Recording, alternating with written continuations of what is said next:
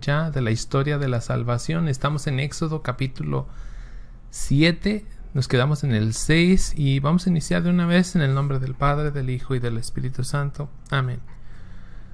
Ven Espíritu Santo y llena los corazones de tus fieles y enciende en ellos el fuego de tu amor.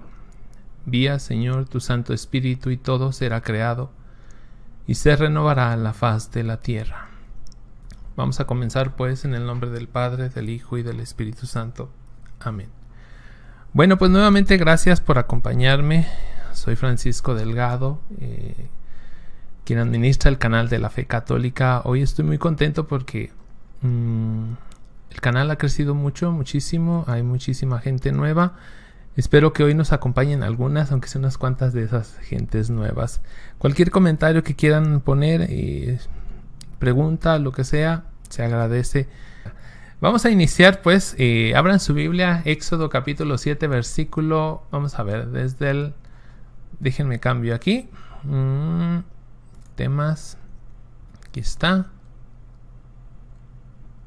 Vamos a iniciar en el versículo 7, ¿sí? Su libreta de apuntes, si la tienen, porque ya vamos a iniciar. Dice: Moisés tenía 80 años y Aarón 83 cuando hablaron con Faraón. Bueno, aquí brevemente, ya habíamos dicho que Moisés salió a los 40 años de Egipto huyendo porque Faraón lo quería matar. 40 años después se le aparece Dios y lo manda a Egipto. 40 años después Moisés ve la tierra prometida y muere. Ya les adelanté un poquito lo que va a venir después. Pero es así, son etapas de 40. El primer 40 es la preparación como el príncipe de Egipto, conociendo la cultura egipcia, pero también la hebrea, porque fue educado, si se acuerdan, por su propia madre. Hasta qué edad no sabemos, pero sí de niño.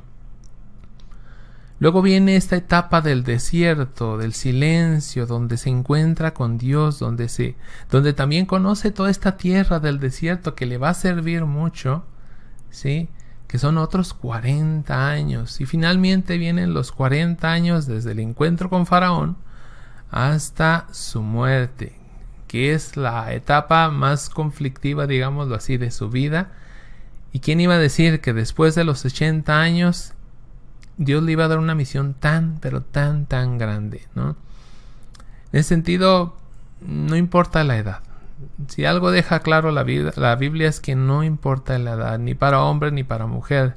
Veíamos, por ejemplo, a Sara, que tenía casi 100 años cuando quedó embarazada. Igual que Abraham, ¿no? Tenía 99 años.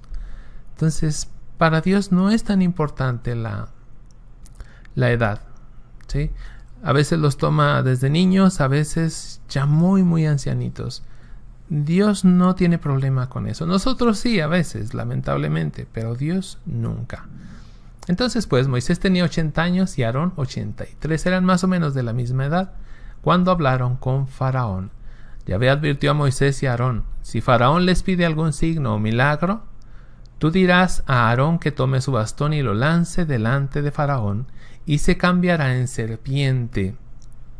Es decir, este bastón del que ya hablamos un poquito, que es de madera, que es como la herramienta que mucho va a intervenir en la salvación o en el exilio, en la salvación del pueblo, ¿sí? Su salida de su éxodo de Egipto, es este bastón de madera, que tiene mucha relación con el arca, que es de madera, que tiene mucha relación con la cruz, que es de madera, ¿sí?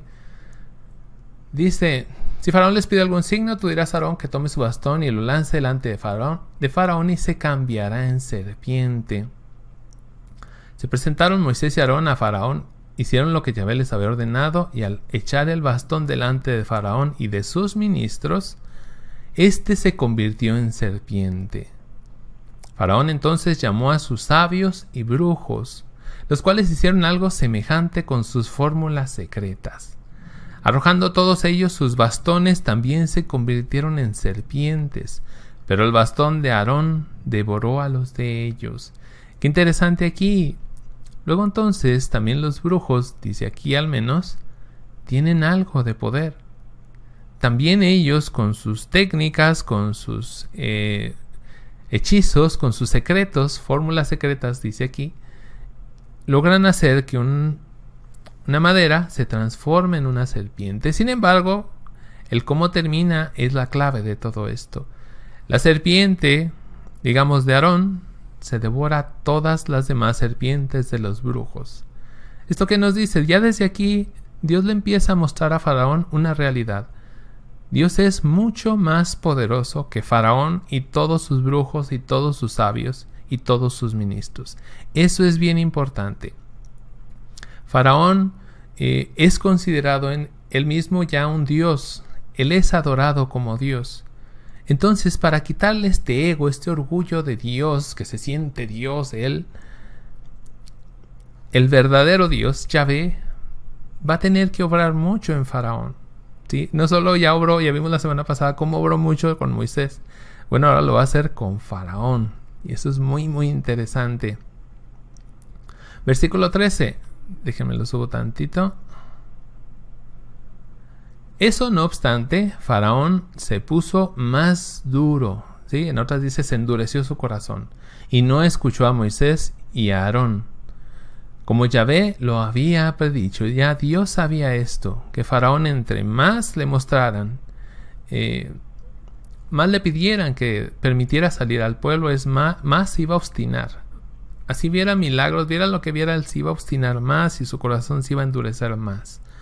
Hay mucha gente tipo Faraón, que contrario a lo que Dios manda, que es hacerse pequeñitos, no aferrarse a las cosas, Faraón no, se pone más duro y más duro y más duro. Versículo 14. Yahvé dijo a Moisés, Faraón porfía en negarse a que salga al pueblo.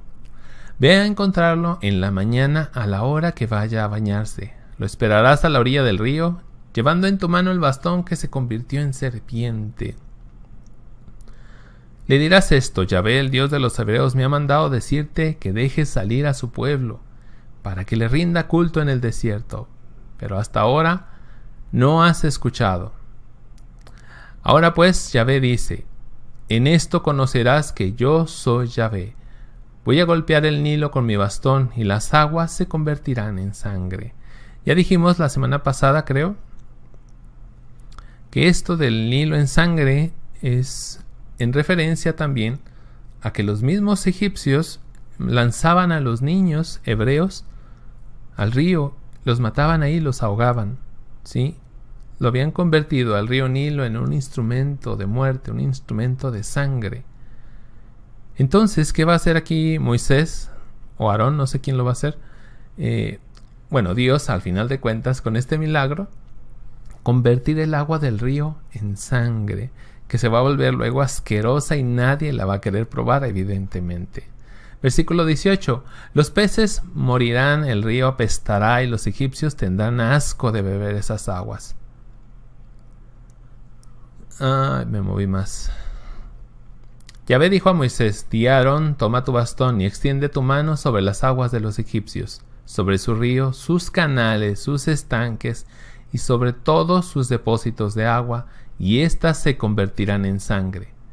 Habrá sangre en toda la tierra de Egipto, hasta en las vasijas, tanto de madera como de piedra. Es decir, por el asesinato de estos niños, habrá sangre por todo Egipto. Y eso a mí me recuerda algo que es muy triste de México, y es que antes de que iniciara la violencia, esta violencia que ha matado a miles, si no es que millones ya de personas, lo primero que inició fue el aborto en el Distrito Federal. Meses después se desató esta violencia y se empezó a derramar sangre por todos lados. Y es casi lo mismo, si te fijas, es casi lo mismo. El derramamiento de sangre inocente provoca de alguna manera el derramamiento de más sangre en todo el país. No solo en el Nilo en este caso, sino en todo el país. No solo en el DF, por ejemplo, que es donde se permitió el aborto, sino el derramamiento de sangre en todo México. Y eso es terrible y eso no se ha quitado, ¿sí? Por ahí hay algunos testimonios de algunas personas que hablan de esto precisamente, ¿no? que hasta que no se detenga el derramamiento de sangre en el Distrito Federal de parte de estos niños inocentes, no se detendrá en el resto del país. Son cosas misteriosas que ahí están en la Biblia, ahí están, y que son muy de nuestro tiempo también. Me voy un poquito más adelante. ¿Dónde voy? Sí, un poquito más adelante, versículo 21. Los peces del río murieron y el río quedó contaminado, de tal manera que los egipcios no pudieron beber más agua del Nilo. Y hubo sangre en todo el país de Egipto. Los brujos egipcios hicieron cosas semejantes, otra vez, ¿sí?, con sus fórmulas secretas, y Faraón se puso más porfiado todavía, como Yahvé lo había dicho.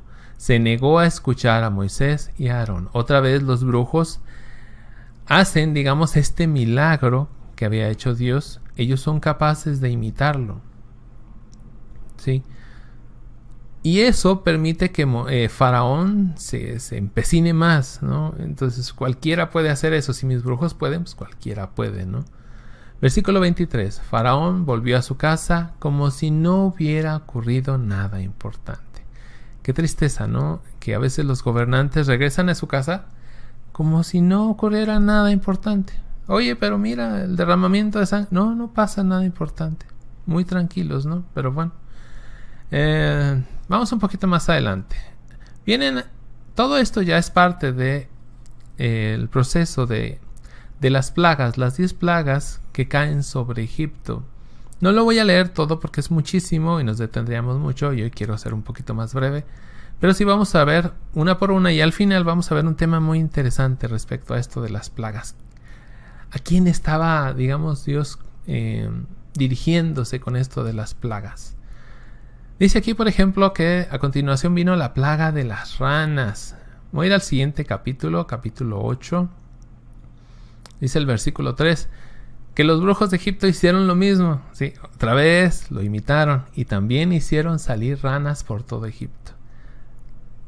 Hay algo de poder en ellos, ¿sí? Que no viene de Dios, evidentemente. El versículo 12, capítulo 8, versículo 12. Dice Dios: di a Aarón que golpee con su bastón el polvo de la tierra y saldrán mosquitos por todo el país. Otra plaga. Pero luego dice el 14, y esto es bien interesante. Los brujos de Egipto intervinieron también esta vez y trataron de echar fuera los mosquitos por medio de sus fórmulas secretas, pero no pudieron. Hasta aquí llegaron ellos. Ya más allá ellos ya no van a poder avanzar. Evidentemente no pueden con Dios, ¿sí? Este fue su límite.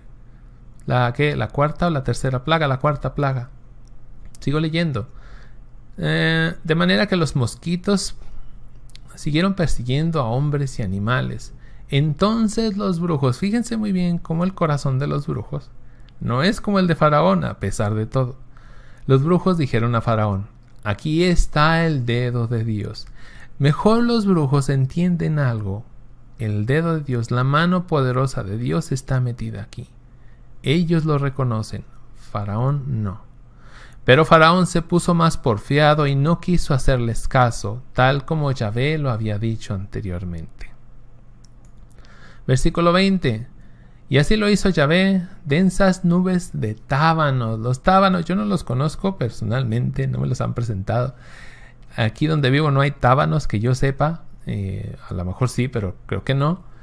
Entonces fui a ver unas fotos en YouTube, en videos y fotos. Y me topé que son como moscas, como moscardones, moscas grandes, como abejas, pero con un pico en la trompa, no sé qué será, con el que chupan sangre. Al parecer es muy doloroso la picadura del tábano. Yo no lo conozco, ni me ha picado ninguno, así es que no sé.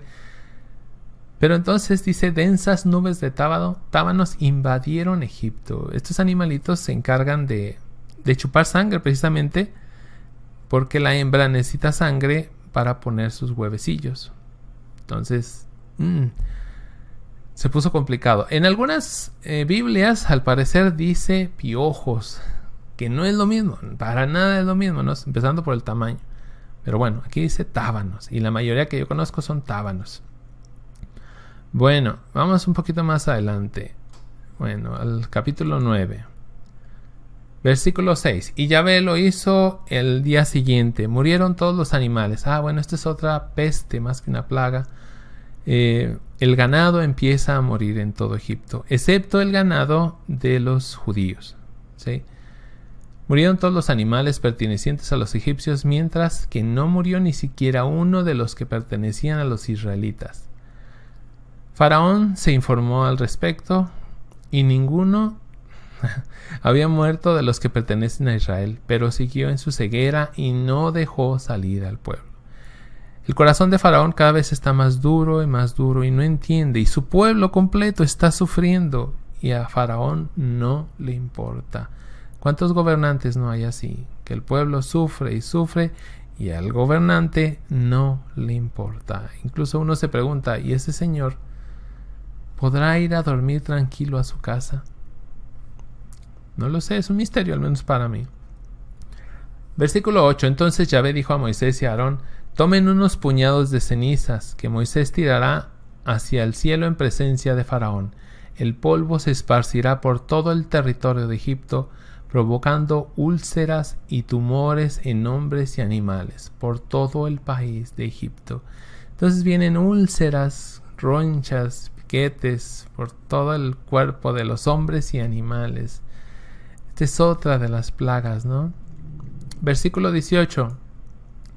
Pues bien, mañana a esta hora haré llover una granizada, otra. Ya no sé qué número vamos, pero es otra. Una granizada tan fuerte que aquel que no estaba resguardado moría por los golpes de la granizada. Y también caían rayos muy poderosos que provocaban fuego. Bueno, al final dice, capítulo 9, versículo 34. Pero al ver Faraón que habían cesado la lluvia y el granizo, volvió a pecar. Fíjense que Faraón en las últimas plagas hacía esto. Le pedía perdón a Moisés y le pedía: por favor, ruega a Yahvé por nosotros, o por mí. Alguna vez dirá por mí, porque he pecado. Palabras vanas, palabras huecas. Moisés pedía a Dios, Dios detenía aquella plaga, y Faraón, como dice aquí, al ver Faraón que había cesado la lluvia y el granizo, volvió a pecar, pues siguió negándose a que salieran los hijos de Israel, tal como Yahvé lo había dicho. Capítulo 10. Versículo 4. En caso contrario, si te niegas a que salgan, mañana mandaré langostas. Lo siguiente fue langostas. ¿Qué hicieron las langostas? Acabaron con todas las cosechas, con todo lo verde que había en el país. Lo arrasaron, ¿no? Es un problema que de vez en cuando ellos lo tenían, pero justo en ese momento que Dios lo manda, se vuelven a presentar las langostas. Versículo 16. Inmediatamente Faraón llamó a Moisés y a Aarón. Les dijo: he pecado contra Yahvé. Fíjense cómo él supuestamente reconoce que ha pecado, porque en realidad su corazón sigue duro, no le importa. Y muchos somos así a veces, ¿no? Ay, sí, me he portado mal. Pero en cuanto las cosas se solucionan o van mejor, volvemos al pecado. O sea, como que en realidad no nos importa. Dice: he pecado contra Yahvé, el Dios de ustedes, y contra ustedes. Ahora perdónenme mi pecado esta última vez, porque ya se lo habían perdonado varias veces, e intercedan por mí ante Dios, para que aparte de nosotros esta plaga. Dice un poquito más adelante, versículo 21. Yahvé dijo a Moisés: extiende tu mano hacia el cielo, y cubrirán las tinieblas el país de Egipto. Faraón, cuando ve que todo pasa, vuelve a porfiar, se le vuelve a endurecer su corazón y no deja salir al pueblo. Entonces Dios manda otra plaga. Y le dice: extiende tu mano hacia el cielo y cubrirán las tinieblas el país de Egipto, tan densas que la gente caminará a tientas. Esto era tan terrible que no se veían estando frente el uno al otro. ¿Sí? Todo esto afectó a Egipto, excepto a la tierra de Gosén. ¿Se acuerdan? La tierra de Gosén es la tierra que habitaban los israelitas, digamos al centro sur de Egipto. Bueno, capítulo 11 ya. Miren qué rápido vamos hoy. Así que no. Versículo 1. Yahvé dijo a Moisés: no mandaré más que esta última plaga sobre Faraón y sobre su pueblo. Después dejará que salgan, o más bien él mismo los echará fuera a todos ustedes. Con esta última plaga que va a mandar Dios, Faraón mismo les va a decir que se larguen así, váyanse, ya no los queremos. El mismo pueblo le va a dar hasta oro y plata a los judíos, pero con tal de que se vayan, porque van a decir, si no se van nos vamos a morir todos. Sí, es muy interesante, porque si se acuerdan, algunos ya personajes que vimos llegaban a Egipto y pasaban cosas y salían con mucho dinero, pues el pueblo de Israel le va a pasar lo mismo. Versículo 2. No olvides de decir a todo mi pueblo que cada uno pida a su amigo y a cada mujer a su vecina objetos de oro y plata.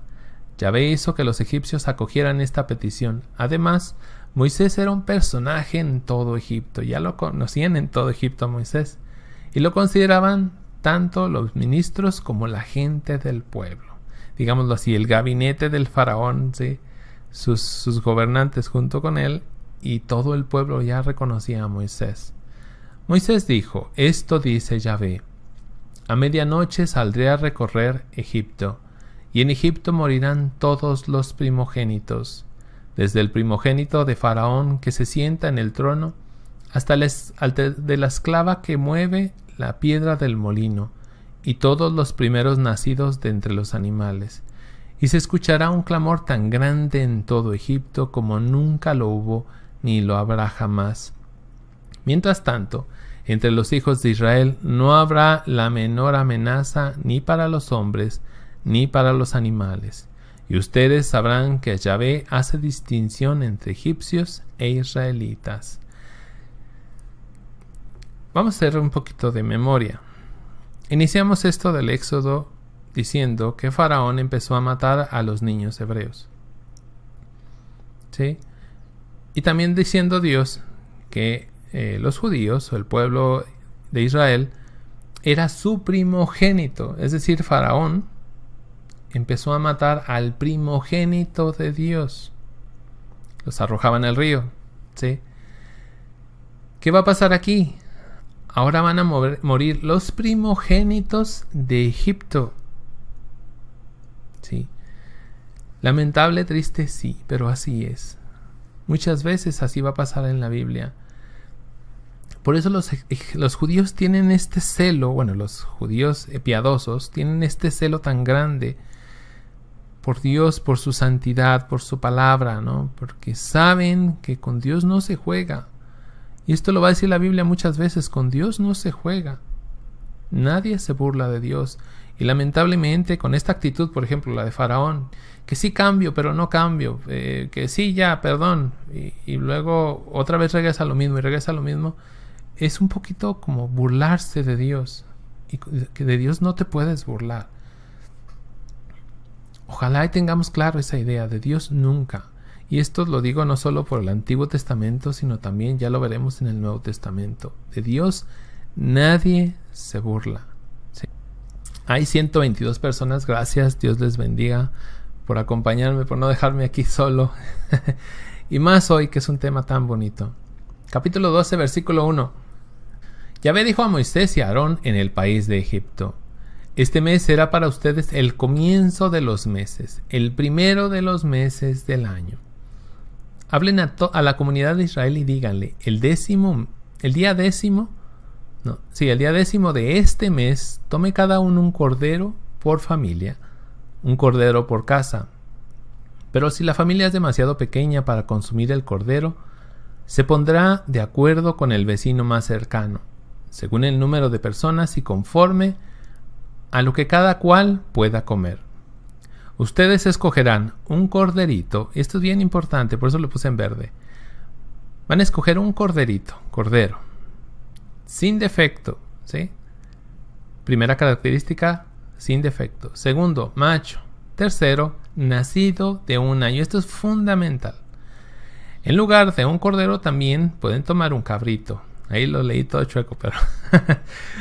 versículo 6. Ustedes lo reservarán hasta el día 14 de este mes. Es decir, desde el día 10 hasta el 14 lo van a obtener ustedes. ¿Sí? Bueno,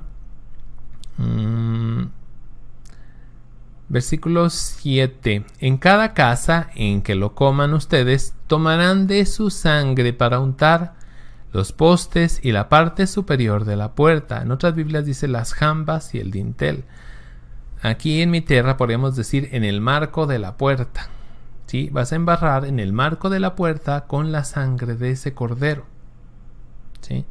Bueno, esa misma noche comerán la carne. Entonces es muy importante la sangre, es clave la sangre. Pero también es clave la carne de ese cordero. Esa misma noche comerán la carne asada al fuego. La comerán con panes sin levadura. Esto se los conoce como panes ácimos. ¿Dónde? ¿Alguien sabrá dónde comemos panes ácimos? Dice, y con verduras amargas. No comerán nada de él crudo o hervido, sino que lo comerán todo asado, con su cabeza, sus patas y entrañas. Ustedes no guardarán nada para el día siguiente, igual que el maná. ¿Se acuerdan del maná? Tomaban la ración de cada día, el pan nuestro de cada día, y no tomaban lo del día siguiente, ¿sí? Lo que sobre al amanecer, quémenlo en el fuego. Y comerán así, ceñidos con el cinturón, las sandalias en los pies y el bastón en la mano. Es decir, listos, preparados para salir. casi para salir corriendo. Ustedes no se demorarán en comerlo. Es una Pascua en honor de Yahvé. Bueno, la fiesta de la Pascua o la celebración de la Pascua da inicio a la fiesta judía de los panes ácimos, que es una fiesta de una semana, de 7 días. Inicia con la cena de la Pascua, ¿sí? Es un dato ahí bien importante. Entonces vemos aquí, un poquito regresando, recapitulando. Es un cordero, ¿sí? Es sin defecto, macho y nacido de 1 año. De ese cordero, bueno, lo van a mantener ahí durante 4, del día 10 al día 14. ¿Sí? Después van a tomar lo van a sacrificar. ¿Sí? Toman su sangre y untan en las puertas o en el marco de la puerta con esa sangre. Y se tienen que comer la carne. Y va a ir acompañada esa carne, siempre va acompañado con panes sin levadura, o sea, panes ácimos. Muy bien. Y esta es una Pascua en honor de Yahvé. Esta celebración es en honor de Yahvé Dios. Versículo 12. Durante esa noche, fíjense muy importante aquí esto. Yo recorreré el país de Egipto y daré muerte a todos los primogénitos de Egipto, tanto de los egipcios como de sus animales, y demostraré a todos los dioses de Egipto quién soy yo, Yahvé. Esto es bien importante. Demostraré a todos los dioses de Egipto quién soy yo. ¿Sí? En otras Biblias dice, y voy a justiciar a los dioses de Egipto. Ahorita vamos a ver por qué dice estas palabras Dios, de los dioses. ¿Sí? Empezando por Faraón, que él es considerado y él asimismo se considera Dios. ¿Sí? Versículo 13. En las casas donde están ustedes, la sangre tendrá valor de señal. Esto es muy importante. La sangre es una señal, una marca. Al ver esta sangre, yo pasaré de largo y la plaga no los alcanzará mientras golpeo a Egipto. ¿Sí?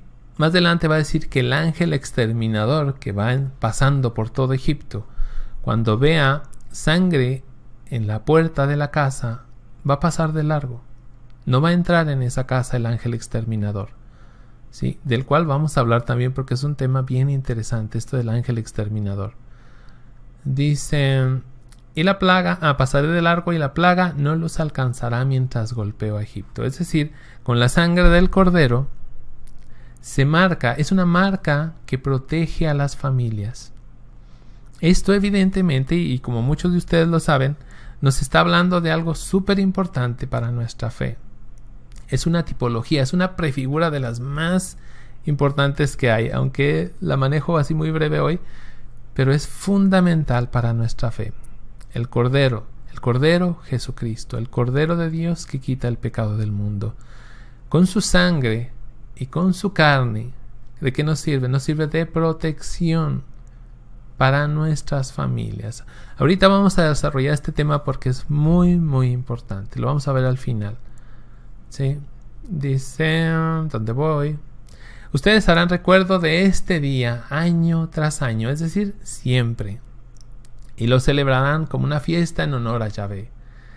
Este rito es para siempre. Los descendientes de ustedes no dejarán de celebrar este día. Ni ustedes, ni sus hijos, ni sus nietos, ni nadie debe dejar de celebrar este día. Qué tristeza, ¿no? Qué tristeza que hoy la Santa Misa cada vez hay menos gente. Y cada vez hay más gente que no sabe qué es la misa. No tiene ni la más remota idea. Por eso hoy vamos a hablar un poquito de la Santa Misa. Versículo 15. Durante 7 días comerán pan sin levadura. Desde el primer día no habrá fermento en las casas, pues cualquiera que coma pan fermentado desde el primer día hasta el 7º será borrado de la comunidad de Israel.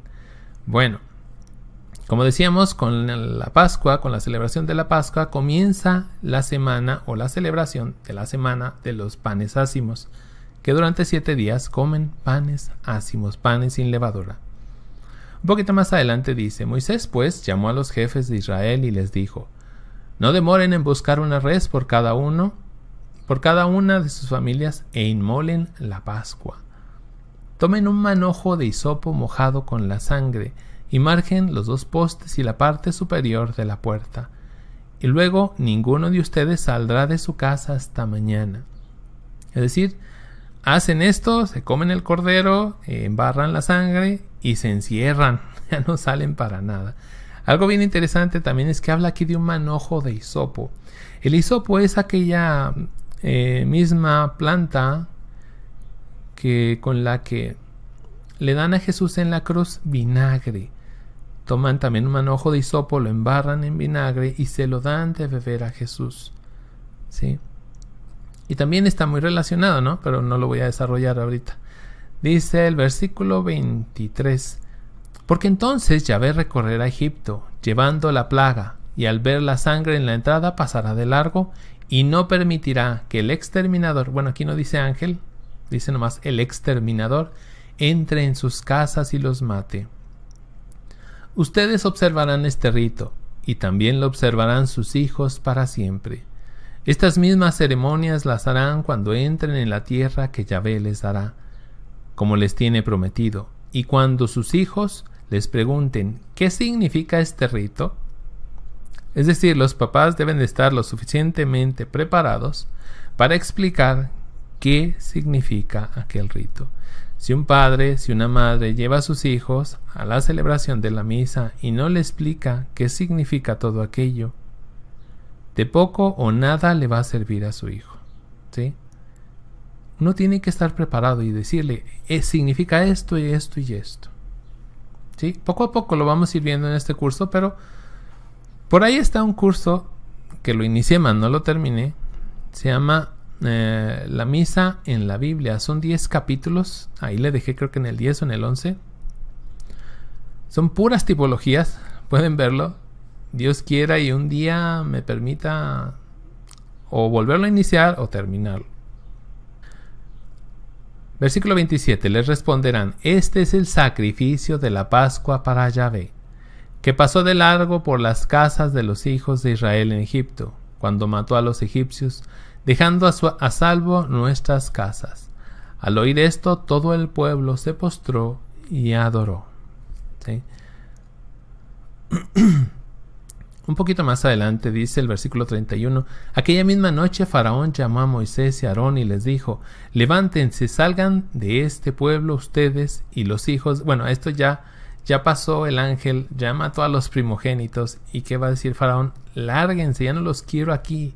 Por eso dice, aquella misma noche Faraón llamó a Moisés y a Aarón y les dijo, levántense, salgan de este pueblo ustedes y los hijos de Israel. Vayan para servir a Yahvé, como ustedes dicen. Lleven sus rebaños de ovejas, vacunos, como ustedes piden. Salgan, pero denme la bendición. Y esto es algo que al menos para mí está muy extraño, demasiado extraño. Busqué si algún teólogo hablaba de por qué dice denme la bendición y no lo encontré. No sé, es muy raro. No sé exactamente cuál será el significado. Dice, los egipcios los presionaban para que se fueran. Es decir, todo el pueblo también ya quería que se fueran. Pues decían, si no se van esos, moriremos todos. Ya les urgía que se fueran. Un poco más adelante, versículo 37 dice, los hijos de Israel partieron de Ramsés a Sucot en número de unos 600,000 hombres de a pie, sin contar a los niños. Bueno, habitualmente así contaban los judíos, solo a los hombres, ni mujeres ni niños. Pero vamos a hacer así rápidamente cuenta, 600,000 hombres de a pie. Supongamos, nada más suponiendo, que son hombres casados, vamos a ponerle una mujer, una esposa, todos con una sola mujer.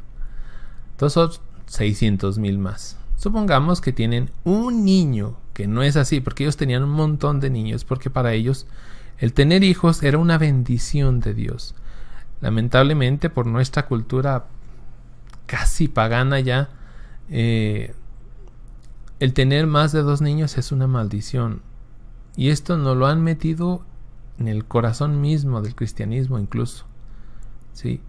Tener más hijos es una maldición, tristemente. Y es así lo han logrado, Satanás ha logrado crear esta sensación. Y si alguien tiene más de 2 o 3 niños, las burlas de aquellos incluso que se dicen cristianos son terribles, ¿no? Y me acuerdo de algunas, pero no tiene caso decirlas, o sea. Bueno. Entonces dice más, digamos que cada familia tenía un niño, entonces estamos hablando de 600,000 más, serían 1,800,000 personas. No dice aquí cuántos fueron, es que, bueno, nos vamos a quedar con los 600,000, pero evidentemente fueron más de 1,000,000 de personas las que salieron de Egipto. No olvidemos que ya habíamos leído la semana pasada que ellos ya eran más que los mismos egipcios, ¿sí? Versículo 28. También salió con ellos una turba grande con grandes rebaños de ovejas y vacas. Comieron panes sin levadura, tomando de la masa que habían sacado de Egipto, pues habían salido con tanta prisa que no les alcanzó el tiempo para echarle levadura y hacer panes. ¿Recuerdan lo que les dije? Se celebra la Pascua y luego pasan 7 días comiendo solo panes sin levadura. Y aquí explican por qué, ¿no? Porque ellos se celebra la Pascua en la noche. Y esa misma noche Faraón les dice, váyanse de aquí. Entonces se van y no alcanzan a preparar su pan, no le pusieron levadura, y se van a ir comiendo solo pan sin levadura, ¿sí? Por eso son 7 días comiendo pan sin levadura. Y esta se le conoce como la fiesta de los panes ácimos. Versículo 40. La permanencia de los israelitas en Egipto fue de 430 años. Cuando se cumplieron estos, ese mismo día, todos los ejércitos de Yahvé salieron de Egipto. Aquí hay un término muy interesante. Son los ejércitos de Yahvé. Ya no es el pueblo de Yahvé, sí sigue siendo el pueblo de Yahvé, pero aquí el escritor sagrado lo llama los ejércitos de Yahvé.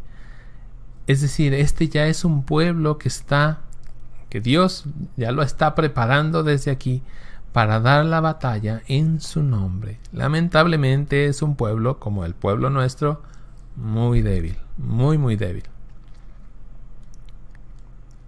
Un poquito más adelante, al final dice, versículo 50, los hijos de Israel hicieron tal como Yahvé lo había mandado a Moisés y a Aarón. Y aquel mismo día Yahvé los hizo salir de Egipto bien ordenados, como un ejército. Es decir, salieron, o sea, sacar 1,000,000 de gentes de una ciudad no es cualquier cosa en nuestro tiempo. Sacarla entonces debió ser todavía más complicado. Y no solo era sacarla de una ciudad, sino de todo un país. Y sacarla con todo y el ganado. O sea, es muchísimo. Pero dice, salieron bien ordenados como un ejército. Capítulo 13. De aquí nos vamos a leer el principio.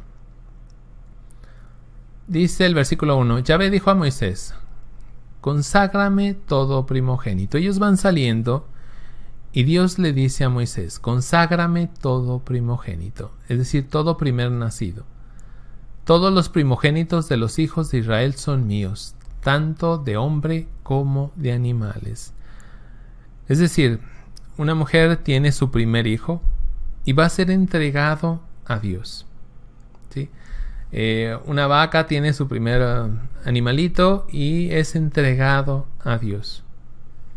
Luego va a decir que se puede rescatar, es decir, tú haces un pago y recuperas a tu hijo o recuperas a tu animalito, ¿sí? Pero esto es bien importante. Los consagrados son más o menos como lo pensamos hoy. El consagrado es aquel que es entregado a Dios, que su vida es para Dios. Es el sacerdote, ¿sí? Los hijos mayores llevan el sacerdocio de la casa, de toda una familia. Por eso es el consagrado, son los consagrados de Dios. Bueno, vamos adelante. Versículo 17. Cuando Faraón despidió al pueblo, Dios no lo llevó por el camino del país de los filisteos, que era más corto, es decir, Dios los va a hacer rodear. Pues Dios pensaba, si hay que combatir, tal vez el pueblo se asuste y vuelva a Egipto. Por eso les hizo dar un rodeo por el camino del desierto hacia el Mar Rojo. Todo el pueblo salió de Egipto bien pertrechado. Moisés llevó consigo también los huesos de José. ¿Se acuerdan de José el soñador? Él dijo: cuando se vayan de esta tierra, porque se van a ir, por favor, se llevan mis huesos. No los dejen aquí. Sí, se llevan mis huesos. Conforme éste había hecho prometer con juramento a los hijos de Israel, pues les dijo: con toda seguridad Dios los visitará. Entonces se llevarán con ustedes mis huesos. Versículo 20. Partieron de Sucot y acamparon en Etam, que está en la proximidad del desierto. Yahvé iba delante de ellos, señalándoles el camino. Ojo con esto. Mi madre, que en paz descanse, y que en el cielo está seguramente, decía ella una frase que alguna vez la escuchó y le gustó tanto que se quedó con ella. Decía: es que siempre con Diosito por delante. Cualquier cosa que decía ella, sí, ahí vamos a estar, con Diosito por delante. Sí, vamos a hacer esto, con Diosito por delante. Tenía esta frase, ¿no? Y es una frase muy bíblica, porque donde quiera que va el pueblo, van con Dios por delante. Por eso me acuerdo tanto de mi madre con esto, ¿no? Yahvé iba delante de ellos, señalándoles el camino. De día iba en una columna de nube. De noche, en una columna de fuego, iluminándolos para que anduvieran de noche como de día. ¿Sí? La columna de nube no se apartaba de ellos durante el día, ni la columna de fuego de noche. Algo bien interesante aquí es que, bueno, yo vivo en un desierto, yo vivo al norte de México, en la ciudad que se llama Torreón. Todo a mi alrededor es desierto. Literalmente desierto. Aquí no hay que, mira qué bonitos arbolitos o matorral. No, aquí es desierto. Aquí cerca hay una ciudad un poblado que se llama Viesca, donde hay dunas de arena. O sea, estamos en un desierto y menos uno que vive por acá conoce lo que es un desierto. No puedes estar todo el día en el sol, que no la libras. O sea, no la libras, es imposible librarla. Te quemas, ¿sí? Se te descarapela la piel, etcétera.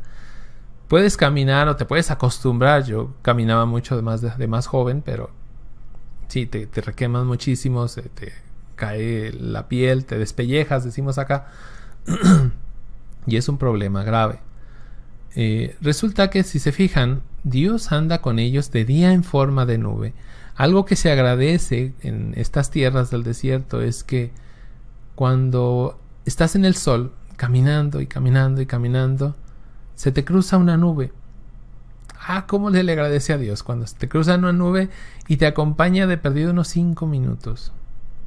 Pues mira, ellos de día, Dios los acompañaba en forma de nube. Protegía a sus hijos, por eso les decía: yo estoy con ustedes, no tengan miedo. Yo los acompañaré. Y mira, en el desierto los protege con una nube. De noche, el desierto suele ser frío. En algunos lugares es helado. En mi región no es tan helado, es frío. Durante la noche es frío y Dios los acompaña como una columna de fuego. para dar calor a sus hijos. Dios no se olvida de ellos. Dios siempre está con ellos, los protege, los cuida, dirá Jesús, como la gallina que cubre a sus pollitos. Esto me gusta mucho de Dios, ¿no?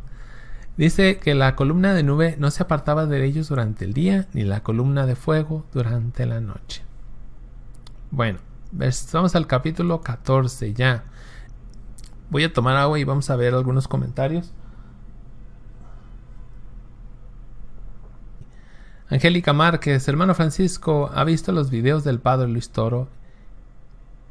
Y si así es, ¿qué piensa? Sí los he visto, y no solo los he visto. A lo mejor se ve raro, pero soy fan del padre Luis Toro. Y ¿quién no?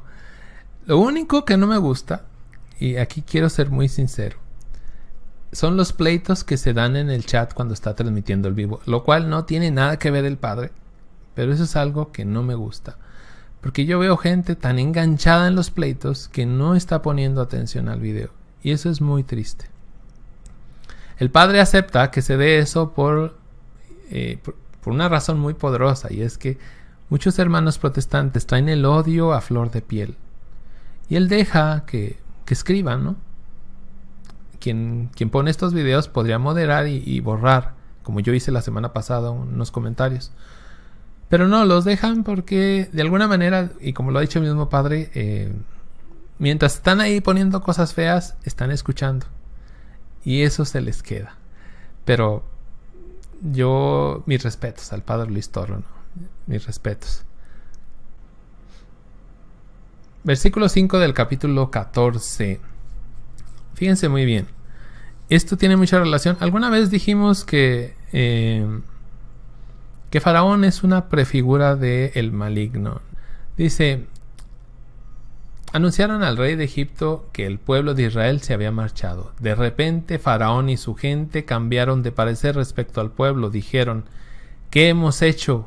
Dejamos que se fueran los israelitas y ya no están para servirnos. ¿Qué desea Satanás? Desea que el pueblo de Dios le sirva a él. Eso es lo que desea. Quiere que construyamos sus ciudades de pecado. No quiere que construyamos el reino de Dios. En la lectura de la misa se hablaba de los dones y el padre Caro, no sé si lo leyeron hoy en la mañana o anoche, hablaba de esto, ¿no? De que hay muy poca gente usando sus dones para construir el reino de Dios. Y esto lo digo yo, hay mucha gente usando sus dones para construir el reino de Satanás. Lamentablemente. Faraón, igual que Satanás, evidentemente no va a dejar ir al pueblo de Israel, al menos no tan fácil. Luego uno cree que ya con decirle a Dios ayúdame y Dios te ayuda evidentemente, al siguiente día ya estás libre de toda tentación. No es así. Satanás no te deja y te persigue y te persigue y te persigue y te persigue y te seguirá persiguiendo hasta que mueras. ¿Sí? De la misma manera actúa Faraón. Él quiere a sus esclavos. Él quiere controlar, él quiere mandar. Y qué triste, ¿no? Que seamos los súbditos a veces de Satanás construyendo sus murallas. ¿Cómo le llamaba el Papa? Sus andamiajes de pecado, ¿no? Pecado sobre pecado sobre pecado sobre pecado. Que lamentablemente nuestra sociedad se ha ido construyendo así en últimas fechas, ¿no? Están cambiando muchas cosas para mal, muchas cosas. Pero también hay cosas muy buenas, lamentablemente esas no las vemos. Y pongo un ejemplo muy en boga ahorita. Es el caso de la pederastía de los sacerdotes. Salió un caso, salen dos casos, por ejemplo, en Estados Unidos hace poquito salieron creo que 300 casos. Pero de 100 años, eso es lo que no dicen, ¿no? Porque vivos solo hay 2. Pero bueno, independientemente, como dice el Papa, se provocó un dolor y punto. Eso no cambia. Y eso es así. Y hay que pedir perdón por ello. Pero yo no veo por ningún lado a los santos sacerdotes que yo conozco, y varios que me atrevo a decir son santos, literalmente, son gente que está dando la vida por mucha más gente y nadie dice nada. Nadie. Y también nosotros como católicos estamos callados, no decimos nada de esos sacerdotes. Hace poco veía el testimonio, bueno, ya lo conozco hace mucho, el testimonio del padre Pedro Opeka. Sí, él está en África y algún día lo mandaron pasar por un basurero. Él vio a la gente ahí recogiendo la basura, muriéndose de hambre, peleándose por la basura. Y él de esa gente hoy hizo una ciudad con gente con trabajo, con educación, con fe. Las misas del padre Pedro Opeka, búsquenlo, por ahí es con K, Opeka, Pedro Opeka, son impresionantes, o sea, con una alegría que da gusto, que dice él, que llegan los ateos y ahí se convierten nomás de ver esas misas tan hermosas. Son santos sacerdotes que hay por montones. Conozco aquí en mi propia ciudad, hay gente que está dando literalmente la vida y nadie dice nada.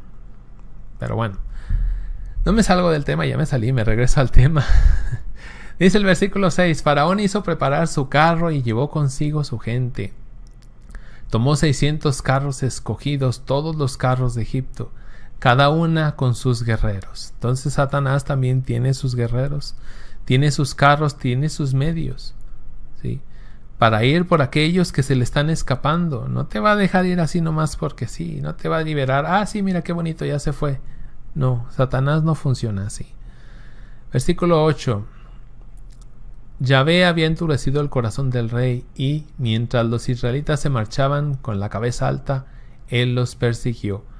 Los egipcios, es decir, todos los carros, los caballos, los jinetes y el ejército de Faraón, se lanzaron en su persecución y les dieron alcance mientras acampaban junto al mar, cerca de Pi Hahirot, frente a Baal Zephón. Al aproximarse Faraón, los israelitas pudieron ver que los egipcios los estaban persiguiendo. Sintieron mucho miedo y clamaron a Yahvé. Qué bueno esto y qué gran enseñanza. Sienten mucho miedo y ¿qué hacen? Llaman a Dios. Y eso es algo que debemos aprender y lo hemos visto ya desde el principio que empezamos este curso hasta hoy, casi en cada clase, ¿no? La gente santa, los verdaderos hijos de Dios, claman a Dios continuamente, hablan con Dios, a veces hasta se pelean con Dios. Pero antes que ir con la vecina a platicarle, a decirle, van con Dios. Y Dios, y Dios, y Diosito por delante, como decía mi madre, Diosito por delante siempre. Y yo quisiera que ustedes poco a poco fueran entendiendo esto que está en la Biblia tan claro. Primero está Dios. El fruto más grande que podemos sacar de este curso de Biblia siempre es primero Dios. Podremos hablar de la familia, del amor, de lo que quieras, pero lo más importante es que primero en tu vida va Dios. Eso es clave en esto. Versículo 11. Dijeron a Moisés, ¿acaso no había tumbas en Egipto para que nos hayas traído a morir al desierto? ¿Qué has ganado con sacarnos de Egipto? Vienen las dudas del pueblo, las dudas. Vienen, y esto va a ser clave aquí. Decíamos que este es un pueblo de Dios, un ejército de Dios, pero con muchos defectos como nosotros, lamentablemente, ¿no? Vienen las murmuraciones. Si por algo van a ser famosos en la Biblia los judíos, los israelitas, son por las murmuraciones. Y empiezan no a decirle ya a Dios, primero se van con Dios, pero luego se van contra Moisés, ¿sí? El culpable es Moisés. Me llamó la atención un comentario porque le estaba culpando al Papa Francisco precisamente de esto de la pederastía, ¿no? Y yo me quedé así como que, caray. Y decía parecía joven, es que yo ya no creo en ti, Papa Francisco, por la pederastía. Y yo me quedé, bueno, ¿y él qué culpa tiene? O sea, pero bueno, aquí también, ¿no? Atacan a Moisés, ¿sí? Se van contra Moisés, no dicen que se pelean con Dios, se van contra Moisés, ¿sí? Y le dicen que si los trajo a morir al desierto, ¿qué has ganado con sacarnos de Egipto? Nos falta mucha fe, lamentablemente. Versículo 12. Te dijimos claramente en Egipto, déjanos en paz y mejor servimos a los egipcios porque más nos conviene servir a los egipcios que morir en el desierto. Qué interesante esto. Y esto en relación al pecado, al maligno. Mucha gente ya se dio por vencida, porque, no sé, pareciera que preferimos, porque cuando quieres salir del pecado sufres, hay un sufrimiento y muy grande, eso está claro. Entonces preferimos no sufrir, preferimos seguir en el pecado, esclavizados, que al final de cuentas vamos a sufrir todavía más, ¿sí? Pero estamos de alguna manera acomodados en el pecado, enconchados, decimos por acá, ¿sí? Y no queremos salir. Ellos les estaban matando a sus hijos. Dime tú si eso es cómodo. Es imposible. Y en cuanto sienten que el faraón les está pisando los talones, les sale todo este miedo y piensan incluso en abandonar aquello. ¿Qué pasa cuando tú quieres dejar el pecado? Lo mismo, exactamente lo mismo. Vienen las tentaciones a veces todavía más fuertes, y tienes la tentación de decir, bueno, pues ni modo, no puedo, esto no es para mí, y te vuelves otra vez al pecado, a la maldad, ¿sí? Decíamos, Satanás no se va a quedar tranquilo, ¿sí? Y eso que les pasa a ellos nos pasa hoy en nuestra vida personal a cada uno de nosotros, idéntico. Versículo 13, Moisés Moisés contestó al pueblo, no tengan miedo, quédense en su lugar. Por eso en la miniatura puse, porque lo copié de otra Biblia, no tengan miedo y manténganse firmes. Qué importante, manténganse firmes, quédense en su lugar. Y esto que viene es clave, y verán la victoria que Yahvé les concede hoy. Mantente ahí donde estás, vas a sufrir un rato, sí, pero vas a ver la victoria que Dios te concede. Pero les decía, no tengas miedo, o sea, esos, como dice Moisés, esos egipcios que hoy les tienes miedo, es la última vez que los vas a ver. Esos miedos que hoy tienes, si te mantienes firme y mirando al Señor, es la última vez que los vas a ver. Lucha, no te canses, no bajes los brazos. Lamentablemente eso de mantenerse firme, digo lamentablemente entre comillas, ese luchar es toda tu vida. Aquí es luchar toda la vida. No se muevan. Yahvé peleará por ustedes. Y bueno, totalmente relacionado con el pecado. No se muevan. Si ya tomaste una decisión, mantente firme en esa decisión. Que Dios está ya peleando por ti, para que salgas de ese pecado, de ese problema, de esa situación tan grande en la que muchas veces tú mismo te has metido y que ya no puedes salir. Yahvé dijo a Moisés, ¿por qué clamas a mí? Di a los hijos de Israel que se pongan en marcha. Otra vez, ya habíamos dicho esto, Dios le gusta que te muevas pero hacia adelante, ¿sí? Te muevas hacia adelante, que sigas, que luches. Dice, ¿dónde voy? Versículo 16, levanta tu bastón, extiende tu mano sobre el mar y divídelo, para que los hijos de Israel pasen en seco por medio del mar. Esta es la escena famosísima donde se abre el mar y pasan por en medio los israelitas. Que aquí comentar algo brevemente.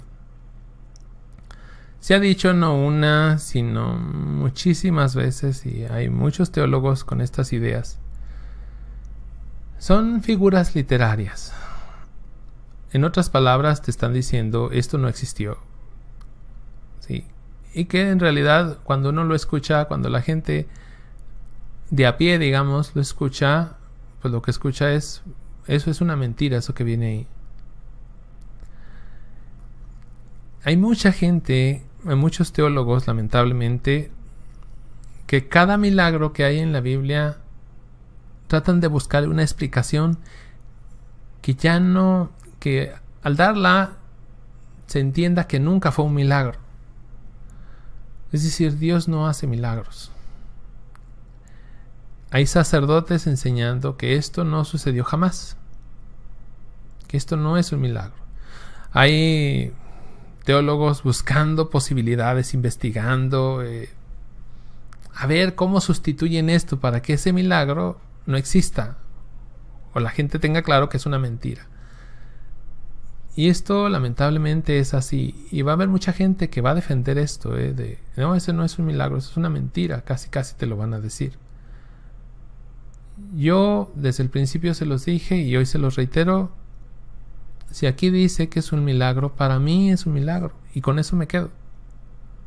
Si otros dicen, no, es que en realidad bajaron las aguas porque era una temporada X o Y y que no sé qué, que el viento, y justo en ese momento pasaron los judíos. Eso es un milagro, te conceden eso, ese es un milagro que en ese mismo momento pasaron ellos. Pero ya te quitaron el gran milagro de que se abren las aguas. Y eso lamentablemente se ve mucho. Tanto que, por ejemplo, el Papa Francisco ha tenido confrontaciones con algún teólogo que está empecinado en que estos milagros no existen y que, sobre todo, y esto así tal cual lo dijo, Satanás no existe. Es tanta su sabiduría que él llega a la conclusión de que Satanás no existe. Si lo dice Jesucristo, no importa, Satanás no existe. Y a veces me pregunto, ¿y cuál es el siguiente paso? Decir que Jesucristo no existe. No sé, es el exceso a veces de tanta información, de tanta pseudociencia, que terminan perdiendo la fe.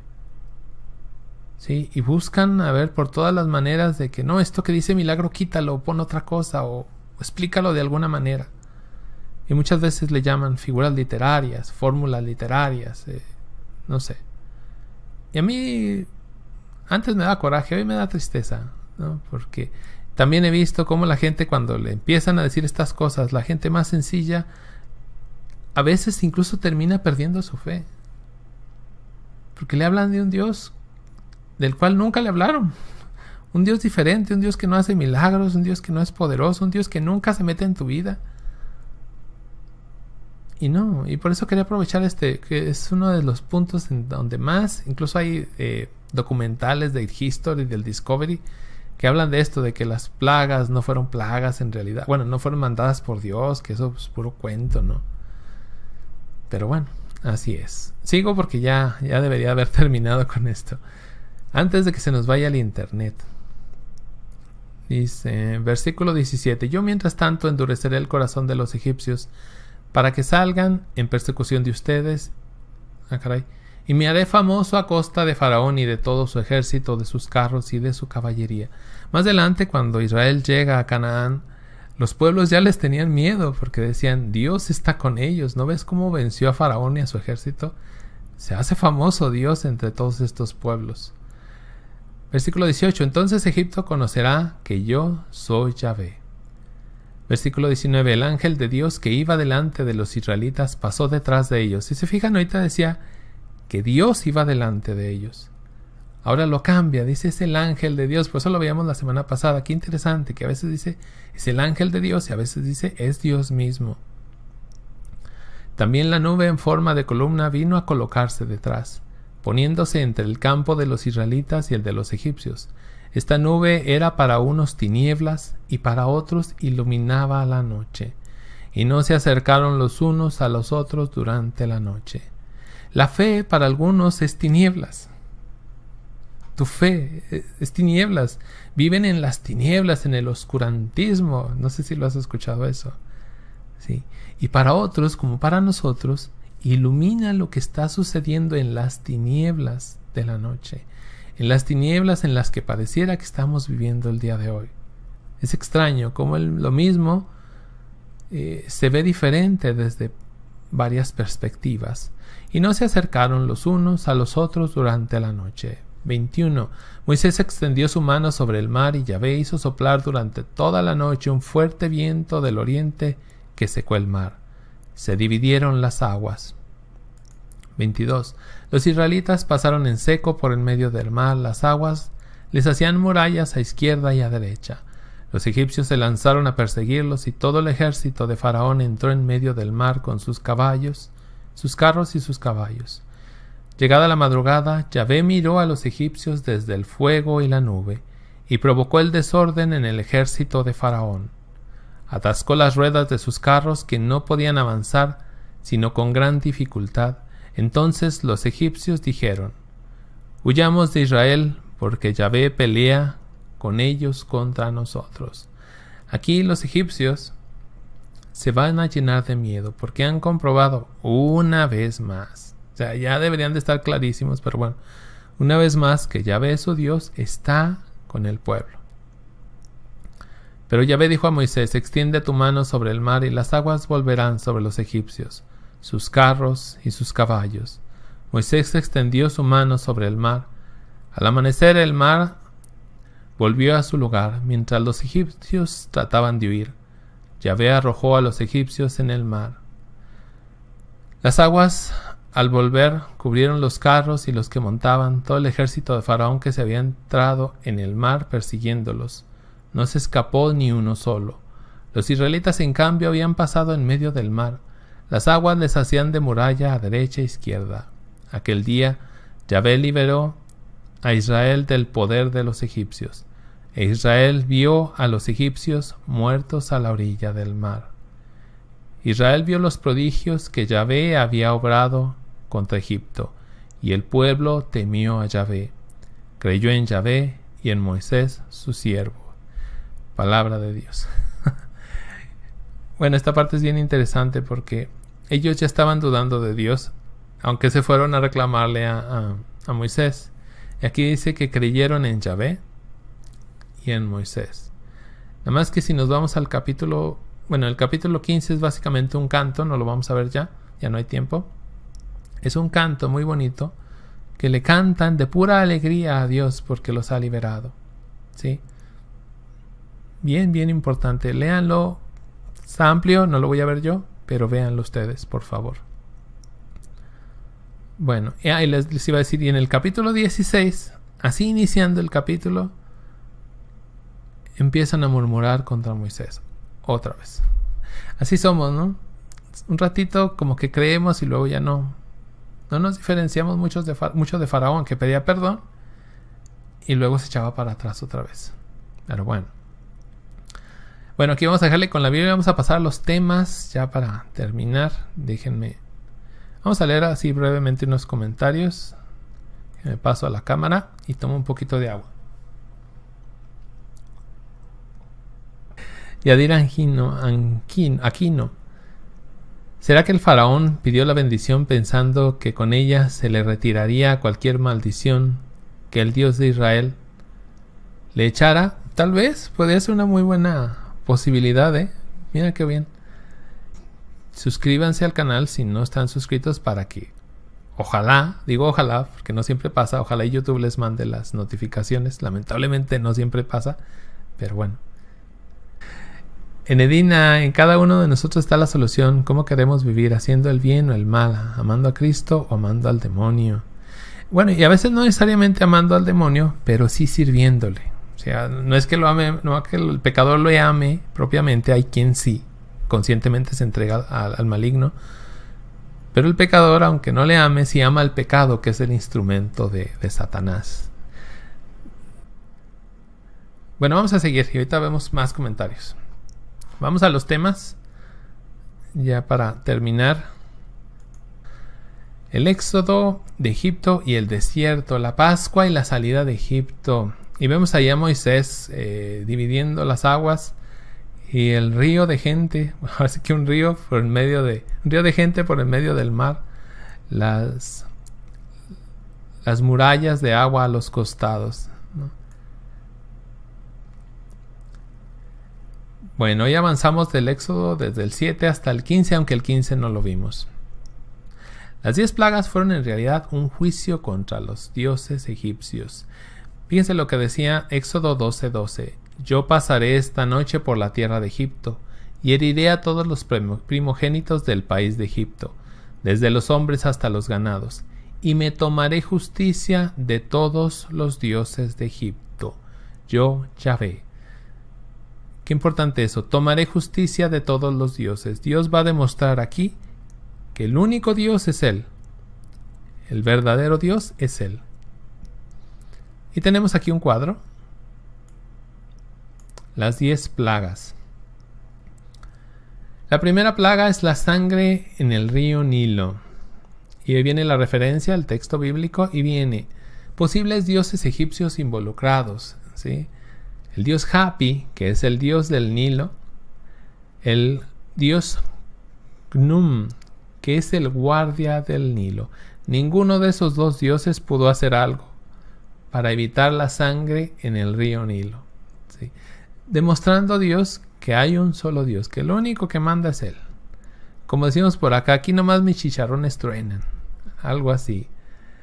Las ranas, hay una diosa rana, Ect se llama, diosa en forma de rana, y Hapi, el dios del Nilo también, ¿sí? Porque de hecho originalmente parten del Nilo, si más no recuerdo.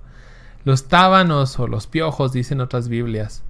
El dios Geb, que es el dios de la tierra, porque si se fijan, levantan polvo y de ese polvo salen los tábanos. Es decir, Dios le está, por así decirlo, en esto entre comillas, le está volteando los dioses a Faraón. Los dioses, falsos dioses, están en contra de Faraón mismo y del pueblo. Las moscas, Huachit, el dios Huachit, dios en forma de mosca. La peste en el ganado, Pat, la diosa de la fertilidad. Y Ator, dios en forma de vaca. Que de hecho, a ver, creo que aquí está mal, porque creo que Pat tiene forma de vaca. Y Ator tiene forma de toro. Y hay otro dios, no me acuerdo, entonces yo lo vi hace mucho, que tiene forma de carnero, es decir, se va contra todo el ganado, ¿sí? Las úlceras, Shmet, diosa que tenía el poder de sanar y no sanó nada, ¿no? Quedaron todos enfermos. El granizo, Set, dios de las tormentas, y Nut, la diosa del cielo. Dios está volteando a todos estos falsos dioses. 8. Langostas, Isis y Serafis protegían Egipto de las langostas, pues aquí no pudieron. Las tinieblas, el dios Ra, famosísimo, el dios Ra, dios del sol. Sí, pues tapamos al sol, al dios sol que no puede nada y metemos tinieblas. El dios Tot, el dios de la luna, y controlamos al dios Tot. Bueno, son decires, ¿no? Míos, esos son míos. Pero es esto lo que está pasando. El 10, la muerte de los primogénitos. Faraón y su primogénito son considerados Dios. Hasta ahí llega Dios. Sí. Dios todo lo puede, Dios todo lo controla. Y todos estos falsos dioses no sirven para nada. Por eso dice, tomaré justicia contra todos los dioses de Egipto. Y le faltaron, porque los egipcios tenían dioses para aventar para arriba. De esta manera Dios demuestra a los egipcios y a los mismos israelitas que Dios es más grande y poderoso que cualquier otro Dios o falso Dios. Y recordemos que un falso Dios, como dice la Biblia, es el maligno, es un falso Dios, no tiene poder delante de Dios. Bueno, vamos al Cordero de Pascua. Para la celebración de la Pascua debían utilizar un cordero especial. Éxodo 12:5. Ustedes escogerán un corderito sin defecto, macho y nacido de 1 año. Primero, cordero. Cordero preferentemente sin defecto y macho, menor de 1 año. Vamos a ver 3 citas bíblicas que nos hablan de esto. Cordero, dice Juan 1:29.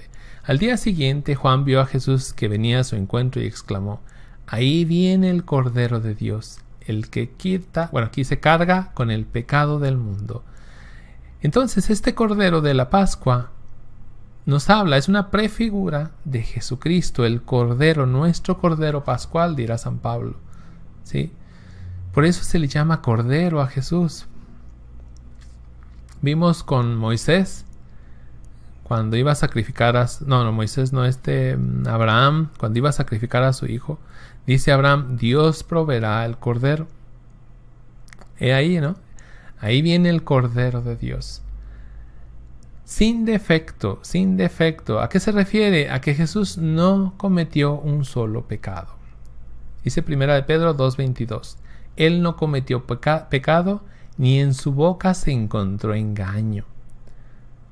Macho se refiere a que es varón, evidentemente. Menor de 1 año, esto es bien interesante. Resulta que ellos tenían este concepto, esta idea de que los animalitos menores a 1 año eran animalitos dóciles. Por eso está esta imagen de que se los cuelgan, ¿no? Aquí muchas veces. Eran animalitos dóciles que no oponían resistencia. Cuando hacías eso con un animal grande y que lo llevabas al matadero, el animal, al oler la sangre, el animal adulto, se alteraba todo y empezaba a patalear. Empiezan a patalear, porque eso supuestamente funciona así. Digo supuestamente porque no lo puedo comprobar, yo no conozco de animales, ¿no? Pero supuestamente así funciona. Entonces, ¿en qué se parece? ¿Por qué dice aquí que tiene que ser menor de 1 año? Para que sea un animalito dócil, un ser dócil. ¿Y en qué se parece eso a Jesús? Isaías 53:7. Fue maltratado y él se humilló y no dijo nada. Fue llevado cual cordero al matadero, como una oveja que permanece muda cuando la esquilan. ¿Sí? Por eso lo de menor de 1 año. La señal de la protección. Esto es bien interesante también. El sacrificio del cordero es una poderosa señal de protección para las familias. Éxodo 12 del 7 al 8. En cada casa en que la coman ustedes tomarán de su sangre para untar los postes y la parte superior de la puerta. Esa misma noche comerán la carne asada al fuego, la comerán con panes ácimos sin levaduras y con verduras amargas. Bueno, entonces vienen aquí los 3 elementos bien importantes: la sangre, la carne y los panes sin levaduras. La carne y la sangre evidentemente es del cordero, ¿sí? Y viene aquí una pregunta: ¿qué le habría pasado a una familia de Israel si no hubiera marcado su puerta con la sangre del cordero? Bueno, se comieron el cordero, pero no marcaron la puerta. ¿Qué habría pasado? ¿El ángel del que hablamos, exterminador, habría entrado? ¿Sí o no? Si el requisito es que lo tenías que hacer, seguramente había entrado si no lo hacías. ¿Qué habría pasado si no hubiera comido la carne del cordero? Habría entrado y había muerto el primogénito de esa familia. Tenían que hacer las 2 cosas. Dice San Pablo que Cristo es nuestro Cordero Pascual. 1 Corintios 5:7. Purifíquense de la levadura vieja para hacer masa nueva, pues son ácimos, porque nuestro Cordero Pascual, Cristo, ha sido inmolado. San Pablo lo deja clarísimo. Cristo es el Cordero nuestro, el Cordero Pascual. Y viene una pregunta de manera natural, digamos: ¿cómo podemos hoy cubrirnos con la sangre de Cristo y comer su carne? Había que hacer 2 cosas: marcar con la sangre y comer la carne. Y ahí viene ya la respuesta, ¿no? La pueden ver evidentemente. En la Santa Misa, ahí es donde te marcas con la sangre de Cristo y comes su carne, las 2 cosas. Y dice Juan 6 del 53 al 56, un poquito explicando Jesús esto. Jesús les dijo: en verdad les digo que si no comen la carne del Hijo del Hombre y no beben su sangre, no tienen vida en ustedes. Esto, cuando hay retiros, habitualmente leo esta, ¿no? Retiros para los papás y padrinos de confirmación, primera comunión. Les leo esto y se los voy leyendo todo el capítulo 6. Bueno, no todo, la segunda parte. Y les voy explicando esto, ¿no? Qué interesante que muchas veces son gente que nada que ver con la fe. Y sin embargo lo entienden. Lo entienden y entienden lo poderosas que son estas palabras para Jesús. Si mucha de esta gente es gente que casi no tiene fe. A mí se me hace imposible que una persona que tenga fe no sepa explicar esto a sus hijos, por ejemplo. O no sepa que existe esto. Qué bueno que hoy, si no lo sabías, te estás enterando. Ojalá, y yo he intentado, por ejemplo, ojalá y no supiéramos todo el capítulo 6 de memoria. Estaría muy bueno, ¿no? Dice: en verdad les digo, dice Jesús, si no comen la carne del Hijo del Hombre y no beben su sangre, no tienen vida. Y por eso el mundo hoy no tiene vida. Parece como muertos, como zombies, no sé. El que come mi carne y bebe mi sangre vive de vida eterna, y yo lo resucitaré el último día. Y esto es clave, y esto es algo que el protestante no lo ha entendido, tristemente. Mi carne es verdadera comida, mi sangre es verdadera bebida. Ellos dicen, no es cierto, es simbólica. Jesús dice, es verdadera. No, no es cierto, es simbólica. El que come mi carne y bebe mi sangre permanece en mí y yo en él. Porque esta carne, esta sangre le da fortaleza, así como fortaleció al pueblo para salir de Egipto, huir de Faraón, que le tenían tanto miedo a Faraón, que los iba a alcanzar. Mucho. Vamos a ver, el ángel exterminador. Hay un ángel o grupo de ángeles exterminadores y misteriosos aparentemente a las órdenes de Dios. Y vamos a leer 3 textos que son muy muy interesantes. Porque entonces Yahvé recorrerá Egipto llevando la plaga y al ver la sangre en la entrada pasará de largo y no permitirá que el exterminador, hay un ser al que se le llama el exterminador, entre en sus casas y los mate. En la imagen, si se fijan, está el ángel a la entrada de la casa y ve la sangre. Adentro está una familia con el cordero, ¿sí?, que lo van a comer. Y el ángel evidentemente va a pasar, no va a entrar en esa casa. En este caso no es un ángel que quieras que entre a tu casa, ¿sí? Segunda de Samuel 24 del 15 al 16. Y David escogió la peste, era el tiempo de la cosecha del trigo. Y Yahvé envió la peste a Israel desde esa mañana hasta el plazo fijado. El flagelo golpeó al pueblo y murieron 70,000 hombres desde Dan hasta Berseba. El ángel exterminador extendió su mano hacia Jerusalén, pero Yahvé se arrepintió del mal y dijo al ángel exterminador, detente, retira tu mano. Y fíjense cómo dice aquí, el ángel de Yahvé estaba en ese momento cerca del ara de Arauná el Jebuseo. Otra vez aparece este ángel exterminador que provoca la peste, la muerte. Segunda de Reyes 19:35. Esa misma noche salió el ángel de Yahvé, otra vez dice el ángel de Yahvé, y dio muerte en el campamento de los asirios a 185,000 hombres. A la mañana siguiente, a la hora de levantarse, solo había cadáveres. Todos estaban muertos. De esto también busqué algo de información y encuentro muy poco, porque pocos quieren tocar este tema, ¿no? Lamentablemente o afortunadamente, no lo sé. Pero sí que nos quede claro que hay un ángel o un grupo de ángeles que provocan esto, ¿no? Y que de alguna manera están a la orden de Dios.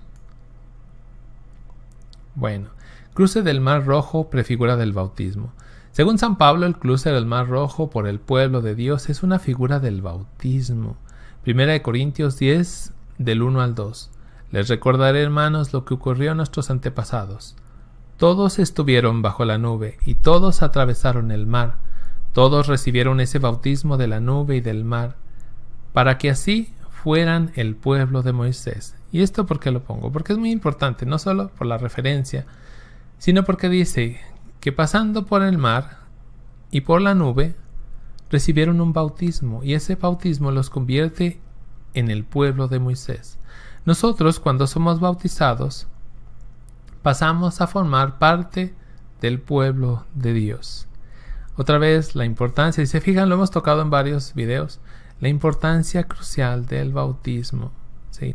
A nosotros sí nos importa porque toda la Biblia va a hablar del bautismo, toda la Biblia, y va a hablar de una manera fundamental del bautismo, como veíamos la semana pasada, la antepasada creo.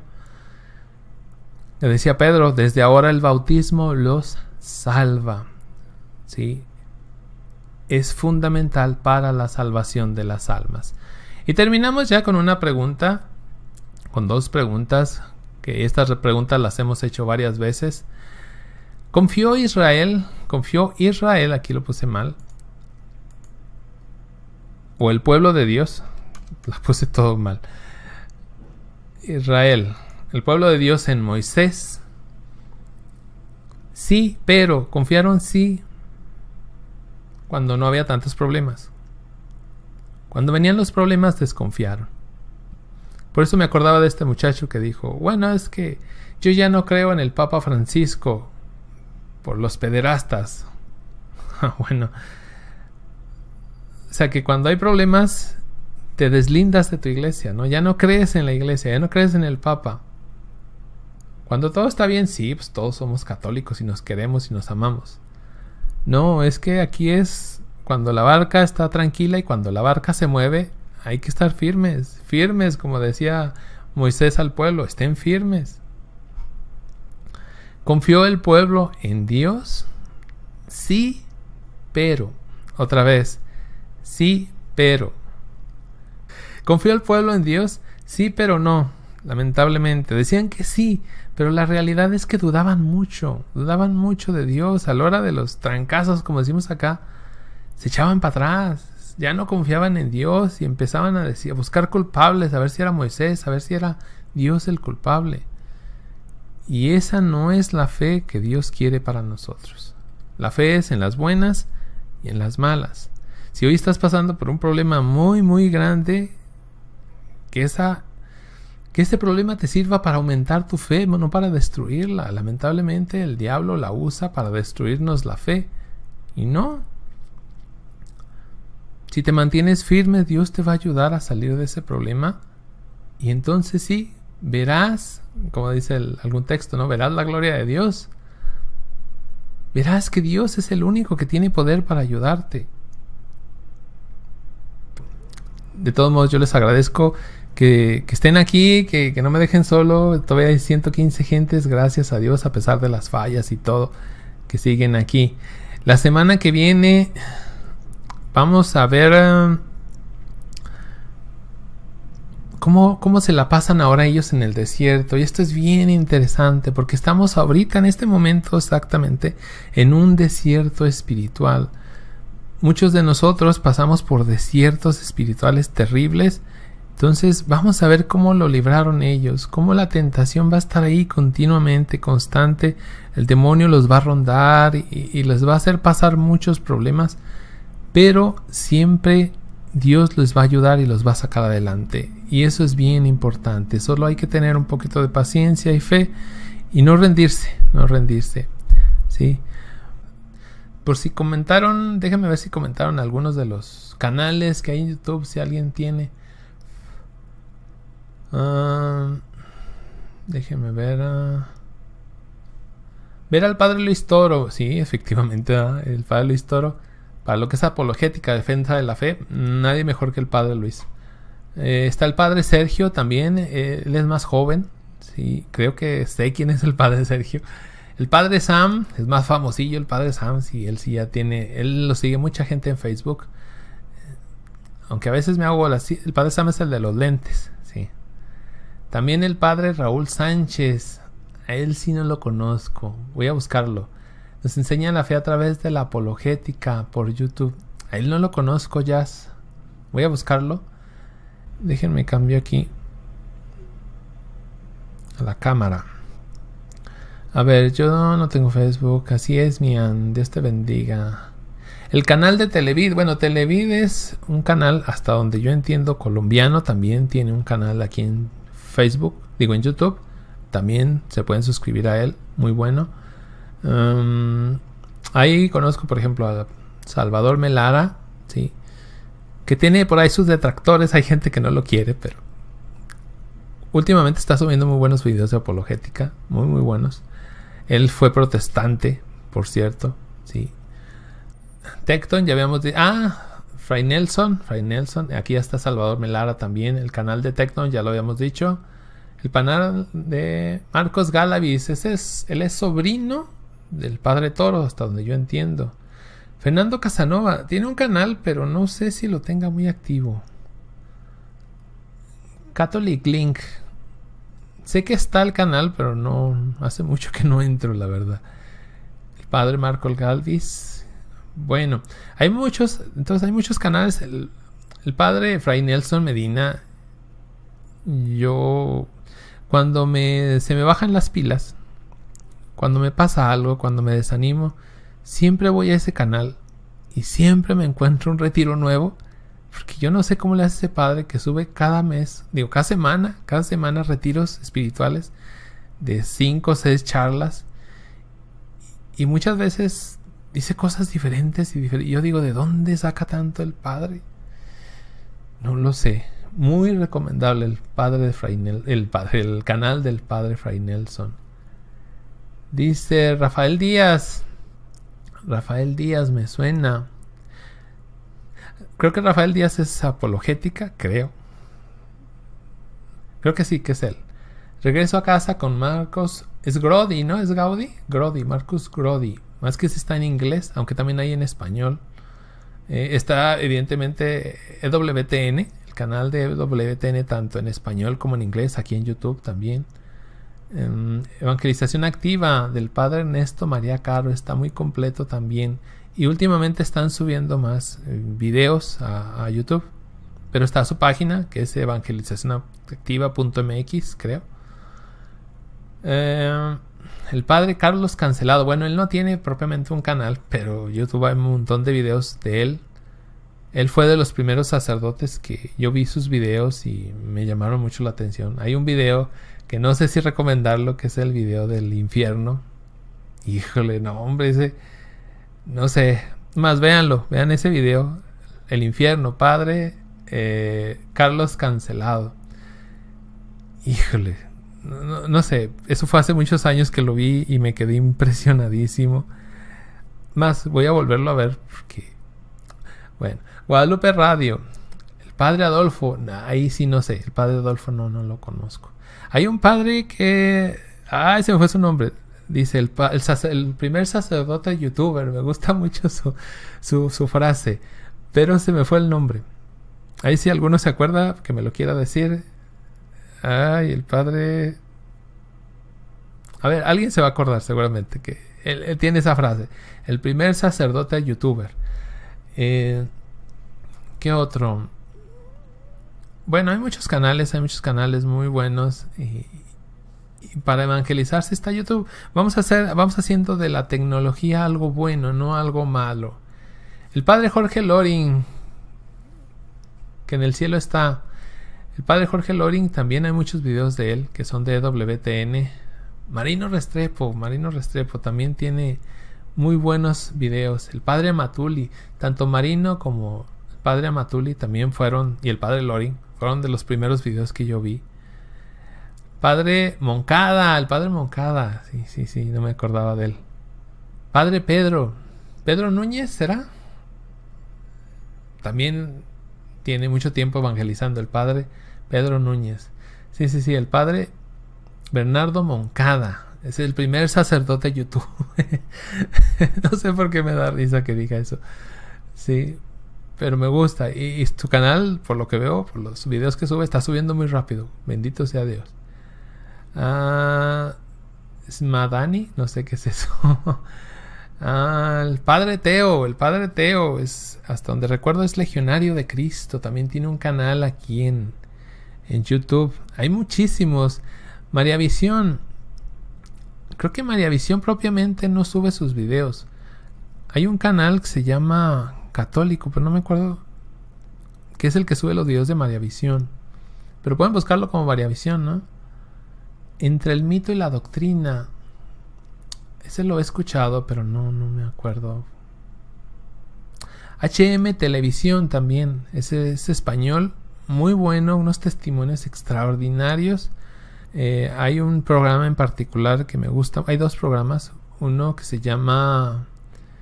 habla de las agujas del tren. Pero no me acuerdo del nombre. Qué mala memoria tengo. No me acuerdo. Alguien se va a acordar seguramente. También hay muchos canales españoles muy muy buenos. Muy muy buenos. Bueno, ahí vamos a dejarle porque ya son las 12. Ya son las 12. Ojalá busquen algunos de estos canales. Si pueden, Marcando el Norte y Cambio de Agujas. Son exactamente esos dos canales que me encantan a mí. ¿Sí? Marcando el Norte y Cambio de Agujas. A veces, voy a decir esto entre comillas, se me va el tiempo. Iba a decir pierdo el tiempo, pero no, se oye re feo. Se me va el tiempo viendo todos estos canales, ¿no? Por eso también les digo, tengan cuidado, no se suscriban a todos, porque así que no se la van a acabar. No se la van a acabar. Tierra Católica es el canal que sube, creo que es el canal que sube los videos de María Visión, creo. Bueno, hasta ahí vamos a dejarle, porque ya estamos en la plática, pero no. Bueno, nos vemos pues la semana que viene. Recuerden, soy Francisco Delgado. Suscríbanse al canal. Si pueden compartir estos videos, gracias. Yo se los voy a agradecer muchísimo y Dios se los bendiga. Apologética, si lo con el cubano. También de él aprendí muchísimo. Yo veía sus videos un montón de veces. Pero bueno, ya me estoy saliendo otra vez del tema. Les pido si pueden compartir estos videos y... Bueno, sin más, nos vemos la siguiente semana. Nos despedimos en el nombre del Padre, del Hijo y del Espíritu Santo. Amén. Hasta luego. Dios me los bendiga.